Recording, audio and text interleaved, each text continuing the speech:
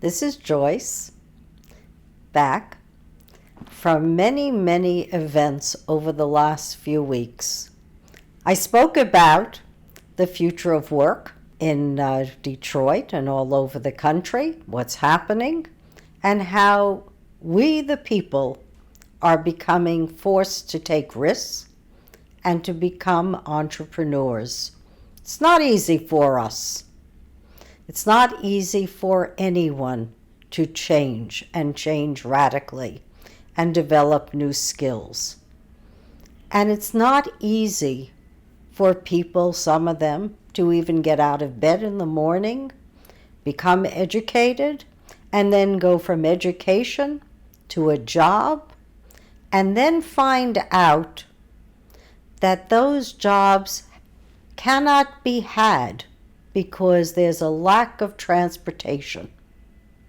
This is absurd when I hear that the limiting factor in Detroit for getting people to a job site is a lack of transportation. Where is it written that only the government must provide that transportation? In New York City, if you want to get people like hospital workers back and forth from the hospital, they provide the transportation for those individuals. Do you have to have a big bus? Not necessarily, but you could have mini buses, and the industries are wealthy enough where they can provide those buses as a transition to a partnership between government and industry. This is New York City, folks. You hear the ambulances just like we used to hear them when I was on Periscope. It's in the background again. Unfortunately, people do suffer in major cities, and there's so much traffic, there's no way to get them speedily to a hospital or to care.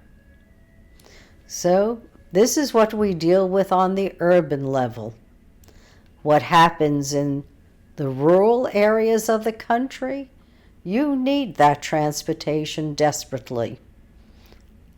And you're not getting it. And you're not getting it because there is a lack of planning and imagination on the part of government and the private sector.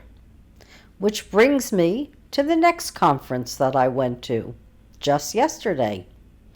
It was sponsored by the Financial Times Live and co-sponsored by the Rockefeller Foundation. It was all about impact investing. I don't know if anyone knows what impact investing really is. They call it the ESGs. I had to look it up. E stands for environmental, S stands for an impact on society, and G is corporate governance. Of course, as we know, there's very little corporate governance. You have a rubber stamp on the board. Whatever the CEO wants, whatever upper management wants, the corporate board will stamp it. But does that mean that corporations or people with a lot of family wealth and wealth managers who I met have to write our story? I don't think so. We can write our own story. We have pension funds that are out there.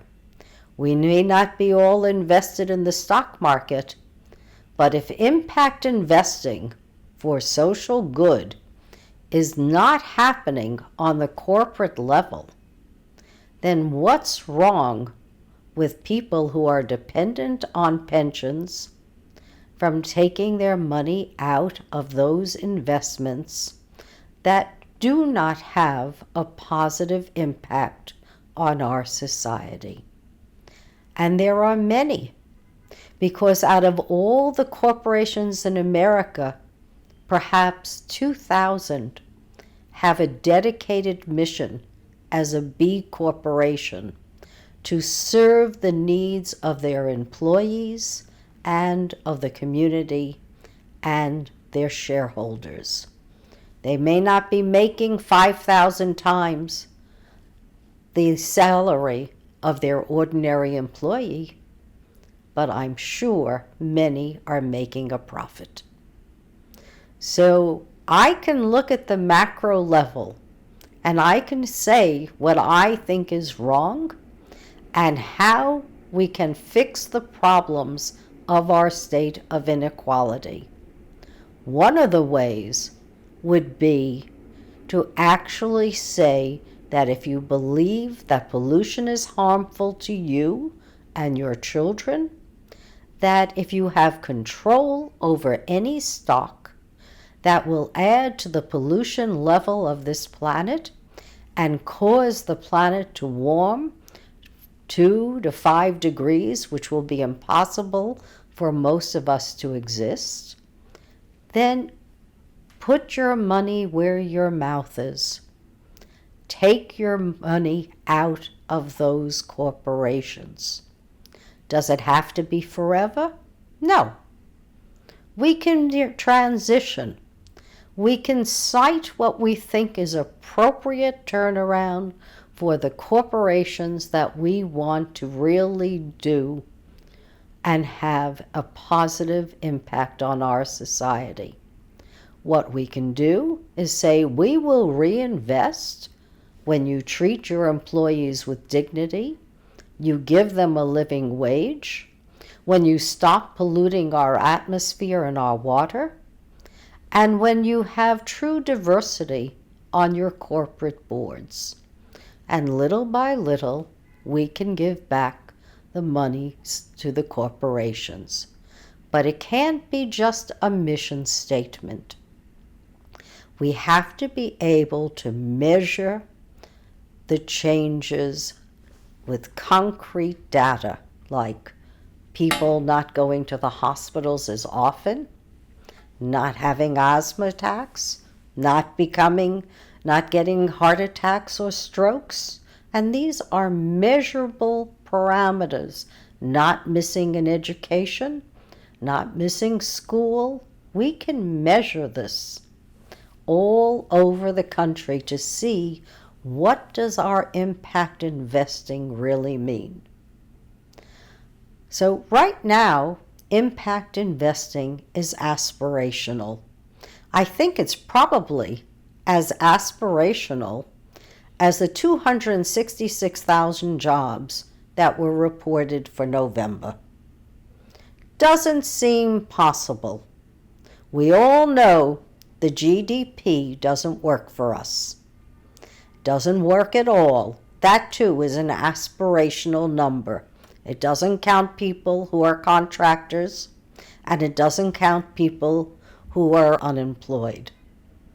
So if anyone would like, send me your stories. Let's not let them say that the economy is bubbling on at a tremendous pace when we know it's a lie. Send me the stories to the Voice of Joyce at earthlink.net and let me print those stories of what's happening so that we have a record of the truth versus a statistic. And that statistic, I noticed, is not even backed up by ADP numbers. When I was in business, I had to report also how many employees I had, how many I thought I might get, etc., etc. These are aspirational numbers unless they're verified by real data. Let's write our own stories. For some reason, you've chosen me to be a spokesperson. I asked a lot of questions at the Future of Work conference and also at this Impact Investing conference.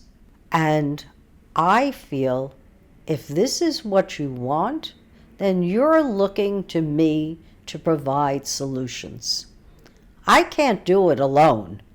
I need help and an organization.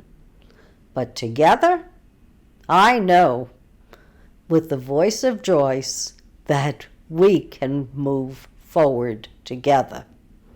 And not only will we identify the problems, we can solve them one problem at a time.